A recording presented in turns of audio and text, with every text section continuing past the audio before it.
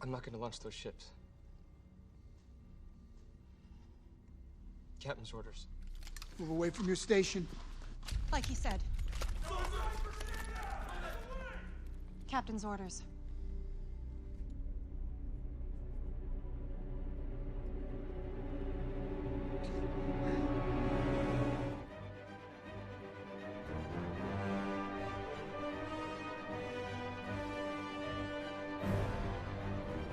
Endgame is finally here, and there is so much hype. Video essayists are coming together from all around YouTube to make tribute videos on this monster awesome playlist that I'll link below. I've noticed, though, in watching them, that everyone is bringing their sort of unique perspective to the analysis. Videos range from how to build emotional tension in a scene, to analyzing daddy issues, even to military propaganda in film. People are looking at these fictional stories and taking away substantive lessons. I think that's one of the greatest things about stories, and that's why I've chosen Captain's Orders as my one marvelous scene. For those of you that haven't seen Winter Soldier and need a little bit of context, this guy is one of the watered-down fictional Nazis of the Marvel Universe. He's ordering this guy, a regular old good guy, to launch some high-tech ships in the air that will effectively hold a gun to the head of everyone the fictional Nazis might want to kill. There, you're caught up.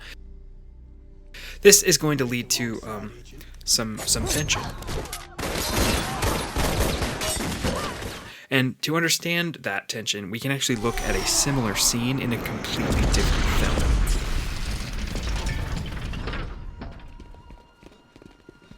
Now, admittedly, these scenes might seem a little unrelated, but let me walk you through it. A violent faction is growing within an otherwise peaceful society. This results in a battle between everyday people in those societies.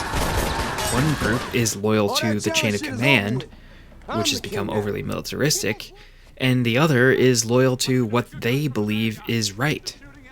And I guess as an added bonus, both the battles are happening to stop the launch of high-tech ships that represent the onset of a new totalitarianism. Are you convinced yet? If we generalize this, these scenes are a power struggle for the soul of the nation. The heroes embody a defiance of the state in order to save the integrity of the state.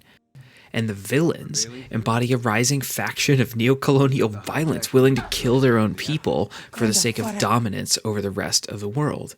This is patriotism flipped, right? The patriots aren't the ones following orders. The patriots in this scenario are the ones who are willing to break ranks and fight for the original values of the nation. And that's why I love this scene. These 6 words are a microcosm.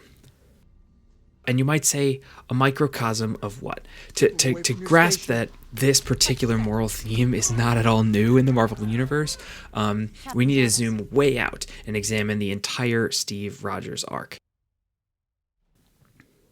If you know Captain America, or if you spent any time on YouTube watching essays like this, you'll know of the arc that he goes through across his movies. I'll link the takes below, and I'll move through this fast since many of you will be familiar with it.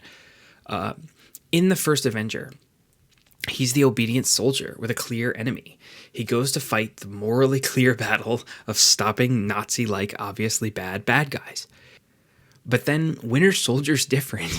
He begins to question the authority he's once trusted. I guess I'm not quite sure what that is anymore.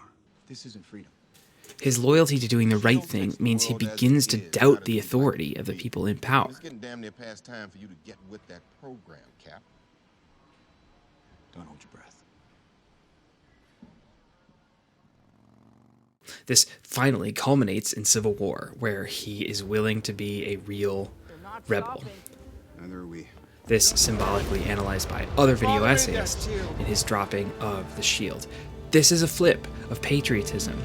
Rather than the patriot being the one that follows orders, the real patriot is the one who's willing to question the system that gives the orders when that system gives morally unacceptable commands. Sometimes loyalty to what is right has to come before loyalty to the state. This question of loyalty is shown really well in this visual interaction between Okoye and Nakia in Black Panther prior to the battle that I showed you before. Help me overthrow him before he becomes too strong. Overthrow! I am loyal to that throne, no matter who sits upon it. Okoye represents loyalty to the chain of command, and Nakia represents loyalty to the ideas behind the chain of command. I loved my country too. Then you save your country. No, I save my country. But why? Like, why does patriotism sometimes mean you need to battle the state? Because the moral revelation that Steve Rogers has as he realizes the state is not perfect mirrors the one that we have as we grow older and learn to recognize our own demons. Slowly we learn that evil is not just in the outsiders, in the others, but it's part of everyone. And that's why the forgettable CGI armies of all the other movies are so forgettable.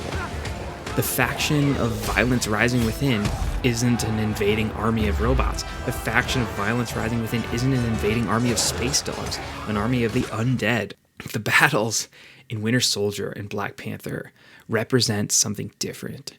They show us that sometimes the violence we're battling is just as much within us as outside. Okay, just as a quick side note from the last video, like recognizing the evil of our own country's past, that's part of the continuity that I was trying to build out of the last video. And though it's a bit of a forced segue, like having a broken relationship to the evil in our past is part of what creates violent factions. In Black Panther, Killmonger comes about because he's never acknowledged by the society at large. So with that, I want to transition a little bit away from the world of fantasy to the world of reality, because violent factions rising within society are not they're not a fantasy. It's happening in Europe. It's happening in the United States.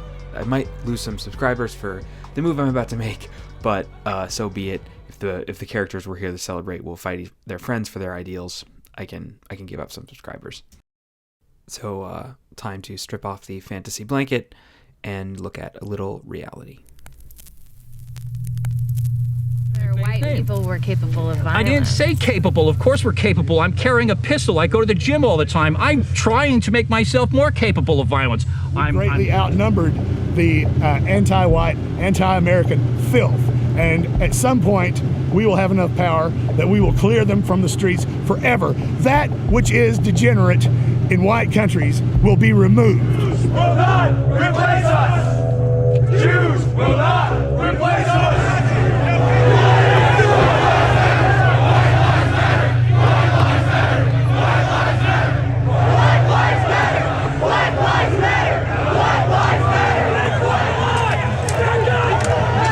There's many people on the side injured too.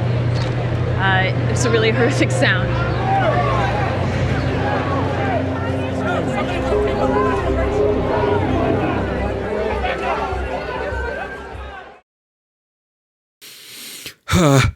Okay, that was intense. Can we let's bring back that fantasy blanket for a second?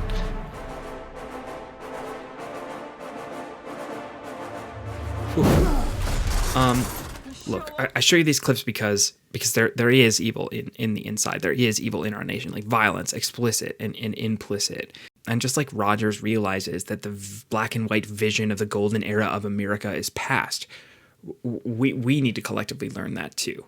And just like these characters have to fight for the moral core of their nations, we have to fight for the moral core of ours. Even, and crucially even, if that means defying authority. So there's really only three things to say to wrap up this essay. Away from your station. First, there's no many sides when it comes to violent, neo-fascist uprisings. Second, defiance of authority is a form of patriotism. And finally, I'm very grateful. I want to be genuine about it. Like, I'm actually grateful that for the amount of support that my last video received. I've been making videos for a very long time, and that my Thanos video is the first one that takes off. It's like, that's great. But I just can't get away from the thought that if 10,000, now like 15,000 people can watch that video, and we can feel a collective pain for the death of a fictional character, if 10,000 people can feel a collective moral revulsion at the Mad Titan's ability to, take a life, I wonder, like, if those 10,000 of us can't also feel empathy for Heather Heyer, for a real victim of actual Nazis in the actual world, and for the many other victims of an increased militarization of the United States. I don't say that to condemn anyone. I don't say that as a way to point fingers. I just want to encourage people to take that innate ability that we have to feel the pain of others and turn it away from the world of fantasy and into the world of reality.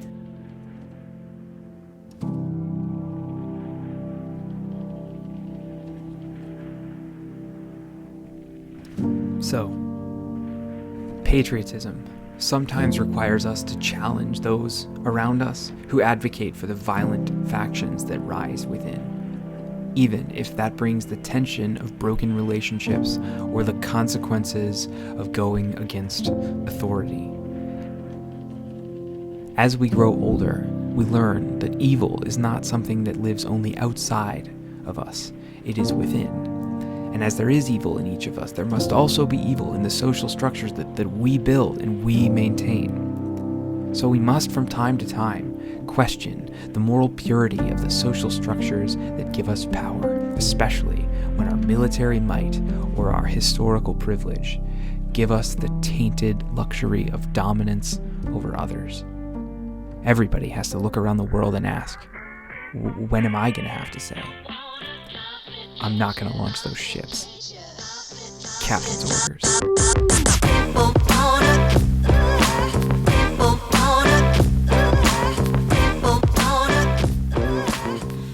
Hi, my name's Charlie. Thanks for watching. If you're new around here, which a lot of you are, welcome.